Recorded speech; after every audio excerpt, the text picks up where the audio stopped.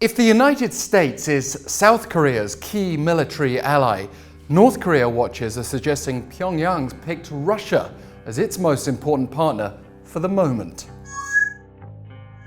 So, we naturally wonder, where does that leave North Korea and its old ally China? And is the North really prioritizing Russia right now? You may recall that both China and Russia sent delegates to North Korea last week, culminating in Pyongyang's so-called Victory Day parade, marking 70 years since the armistice that brought the Korean War to an effective close. That was significant in itself because those visiting officials were at the top of the queue among foreign dignitaries being allowed to enter the North since its pandemic-driven border closure. China's delegation was led by Li Hongzhong, vice chairman of the Standing Committee of the Chinese National People's Congress. Russia's was led by Defense Minister Sergei Shoigu. And in a country where state media coverage is carefully planned and approved, it's not likely to be an accident that Russia's delegation received nearly 3 times as much coverage in North Korea's Norodom Shinmun.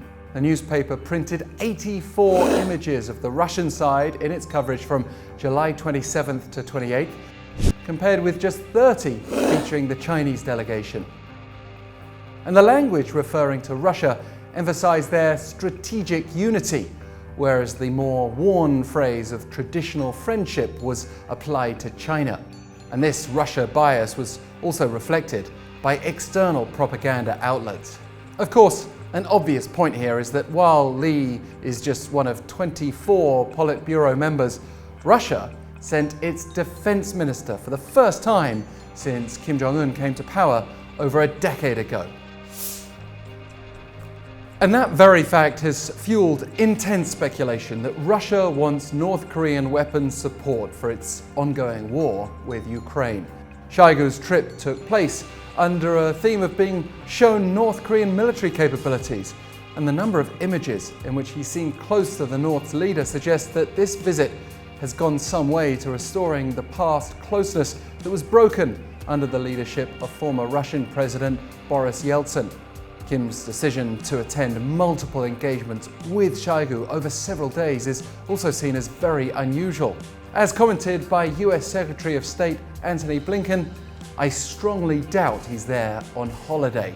Blinken added in recent remarks to reporters that Russia appears to be desperately looking for support for weapons wherever it can find them. Of course, Russia has little to lose by being so openly assertive in its pursuit of stronger North Korea ties. In that sense, Pyongyang and Moscow have in common the fact that they've both already upset the international community. North Korea may appreciate Russia's open assertiveness and hostility to Western powers, while recognizing that China is forging a more subtle path amid the language of a thaw in its relationship with the US. Pyongyang will still recognize the need for strong China ties, diplomatically and economically, and it will have taken as a positive signal the presence of a Politburo member at a military parade demonstrating the fruits of North Korea's banned missile development. But clearly the Russia partnership holds more promise for Pyongyang's immediate goals of using military threats to keep enemies at bay. With those perceived enemies, namely the US and South Korea, planning more joint military drills, we'll keep you updated on what happens next. Please help us do so by liking and subscribing, and feel free to have your say by commenting below.